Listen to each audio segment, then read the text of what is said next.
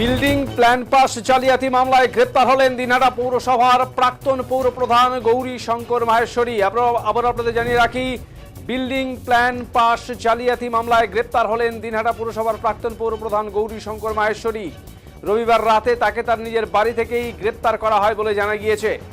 এর আগে দিনহাটা পুরসভার ভুয়ো বিল্ডিং প্ল্যান পাস কাণ্ডে শনিবারই গ্রেপ্তার করা হয় পুরকর্মী তথা তৃণমূল নেত্রী মৌমিতা ভট্টাচার্যকে।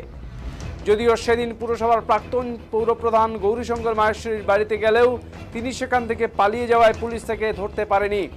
রবিবার দিনহাটা থানার পুলিশ দিনহাটা ও আশপাশের জেলাগুলিতে তল্লাশি চালায়। অবশেষে দিনহাটা থানার সূত্রে জানা যায় যেদিন রাতে তার বাড়ির কাছ থেকেই তাকে গ্রেপ্তার করা হয়েছে।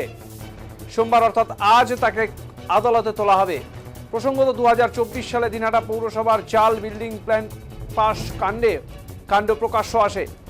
এরপরেই তদন্তে নেমে পুলিশ সেই সময় 3 জনকে গ্রেপ্তার করলেও পরবর্তী সময়ে 90 দিনের মাথায় চার্জশিট জমা দিতে না পারায় এই 3 জন জামিনে মুক্ত হন। এরপর মামলাটির কার্যত ধামাচাপা পড়ে যায়। কিন্তু সরকার বদল হতেই দেখা গেল আবারও নতুন করে এই মামলাটির তদন্ত শুরু হয়েছে। এই মামলায় ইতিমধ্যেই 2 জনকে গ্রেপ্তার করল পুলিশ। এই ঘটনা নিয়ে তৃণমূল কংগ্রেসকে তীব্র কটাক্ষ করলেন দিনহাটার বিজেপি বিধায়ক অজয় রায়।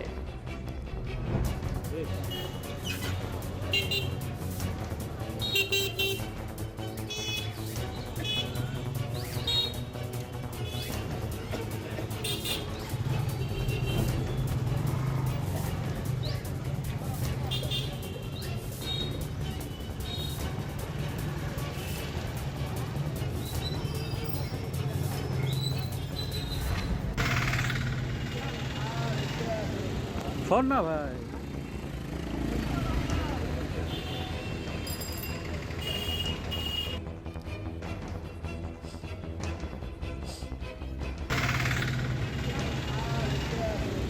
ফোন না ভাই।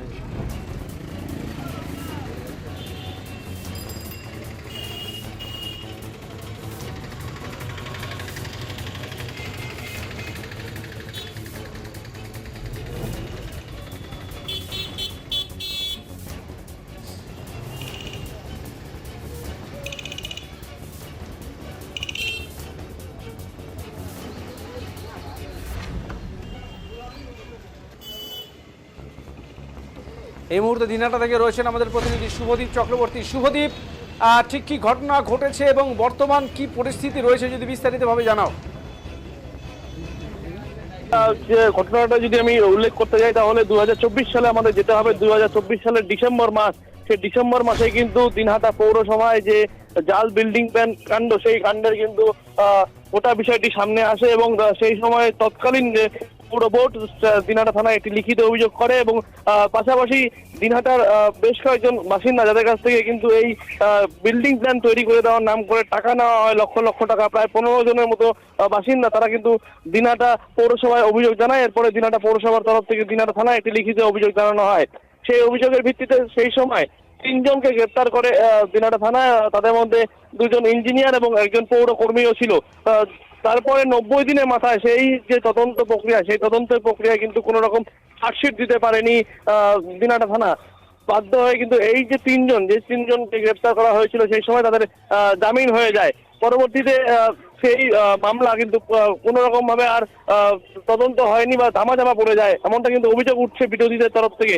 তারপরে সরকার বদল হতে, অর্থাৎ গত 4 মে ভোট পর্ব মিটে যাওয়ার পরে যে বিজেপি সরকার ক্ষমতায় আসার পরে কিন্তু বিজেপি একেবারে হুঁশিয়ারি দিয়েছিল এবং মুখ্যমন্ত্রী বলেছিলেন শুভেন্দু অধিকারী যে দুর্নীতির ফাইল খোলা হবে। সেই মতো কিন্তু সেই দুর্নীতির ফাইল আবার নতুন করে তদন্ত শুরু করে কিন্তু ইতিমধ্যে 2 জনকে গ্রেপ্তার করা হয়েছে। একজন দিনহাটা পৌরসভার কর্মী তথা তৃণমূলের যুব নেত্রী মৌমিতা ভট্টাচার্য এবং শনিবার তাকে গ্রেপ্তার করা হয় এবং গতকাল অর্থাৎ রবিবার রাতে কিন্তু পৌরসভার প্রাক্তন চেয়ারম্যান গৌরী শঙ্কর মাহেশ্বরী তাকে গ্রেপ্তার করা হয়েছে এবং আজ অল্প কিছুক্ষণের মধ্যে তাকে কিন্তু দিনহাটা মহকুমা আদালতে তোলা হবে। অমিত দা।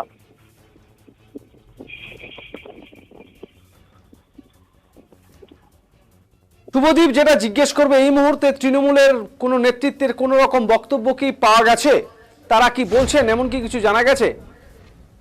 না দেখো, এখনো পর্যন্ত কিন্তু তৃণমূলের তরফ থেকে কোনো রকম প্রতিক্রিয়া পাওয়া যায়নি। তবে বিজেপির যিনি বিধায়ক রয়েছেন অজয় রায়, তিনি সাফ জানিয়ে দিয়েছেন যারা দুর্নীতির সাথে যুক্ত রয়েছে তাদের প্রত্যেকের বিরুদ্ধে কিন্তু তদন্ত হবে, এমনটা কিন্তু তিনি স্পষ্টভাবে জানিয়ে দিয়েছেন।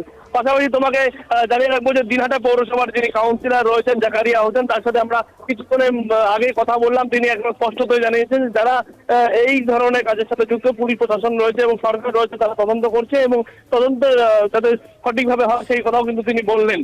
অমিত দা, অনেক ধন্যবাদ শুভদীপ তোমাকে, তুমি ঘটনা প্রবাহের দিকে নজর রাখো। শুভদীপ চক্রবর্তী দিনহাটা থেকে আমাদের প্রতিনিধি বিস্তারিতভাবে জানলেন। আমরা শুনবো এই প্রসঙ্গে দিনহাটার বিধায়ক অজয় রায় তিনি কি বললেন।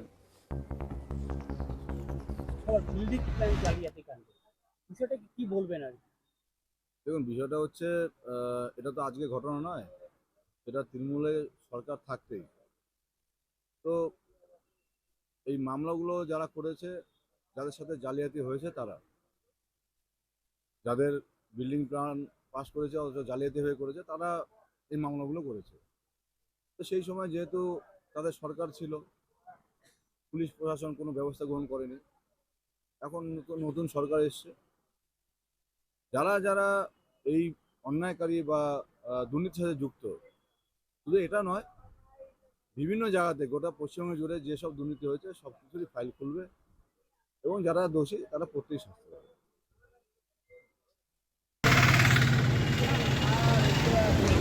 স্বর্ণা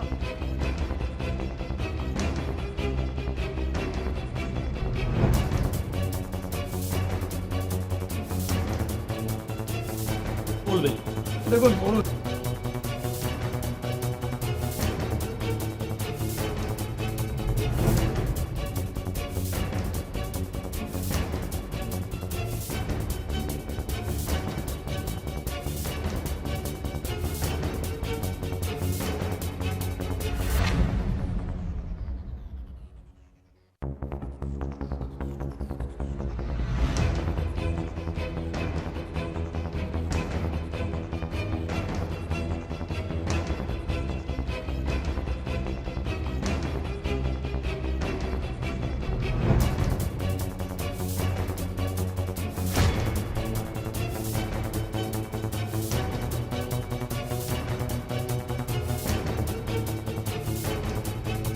পৌরসভায় বিল্ডিং প্ল্যান একটা আমরাও শুনেছিলাম। সেই মুহূর্তে যদিও পৌরসভাতে আমার প্রবেশ অবাধ ছিল এরকম ব্যাপার নয়।